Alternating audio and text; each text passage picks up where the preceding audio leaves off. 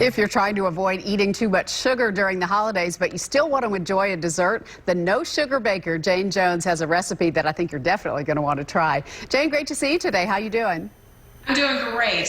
Absolutely great. You know, the holiday season is really a time to enjoy with family and friends and also to indulge in those great desserts. But until I got sick, I never knew about the level of sugar in a lot of those desserts. So I sat my first holiday season out, not any longer. Now I'm going full speed ahead. Good for you. What are we making today? Here's what we're going to make. We're going to make the No Sugar Baker Peppermint Pie. Friends, and there's absolutely no peppermint candies in it. Here's what you're going to do. You have your choice when it comes to the crust. You can make, and this is in the blog on nosugarbaker.com, you can make a cocoa flavored crust, which I think a lot of people like peppermint and cocoa mixed together. That's completely sugar-free. Use that. Or you can make a traditional crust, which I use almond flour, a little bit of butter, and swerve. That's the crust right here. But here's what you can do for the filling. It's great. It's a half a stick of butter along with 8 ounces of whipped cream cheese. Then what you're going to do is you're going to find 1 cup of, I use all natural sweetener called Swerve Confectioners. I'm going to go ahead and put that right inside it. You know what I like about this recipe too? You don't need a big, huge, fancy mixer for it. It's so easy to do. Along with 1 cup of unsweetened almond milk. Milk naturally has sugar in it, so you go with the unsweetened almond milk. You don't lose any of the creaminess or any of the flavor. Now, here comes those 2 secret ingredients, like I said before. No peppermint candies, right? Instead, you're going to use peppermint extract. And let me tell you, the second that you pour in about a tablespoon, you're going to smell the holiday season like you wouldn't believe, right in by your very eyes. And then also, just a dash of vanilla is what you want to do.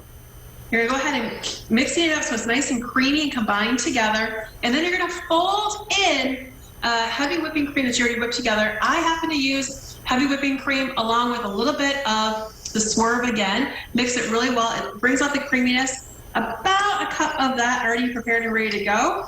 Again, fold it up. Now, it's not going to have that pink flavor, pink color that you're thinking when you think peppermint pie, right? Because you're not using any of those candies. So I did take a dash of red food coloring, and I'm talking a dash, I'm talking like 1 tiny little squirt of it. Add it to it, pour it into whatever pie crust you decide to use and make, whatever makes your day, your pie.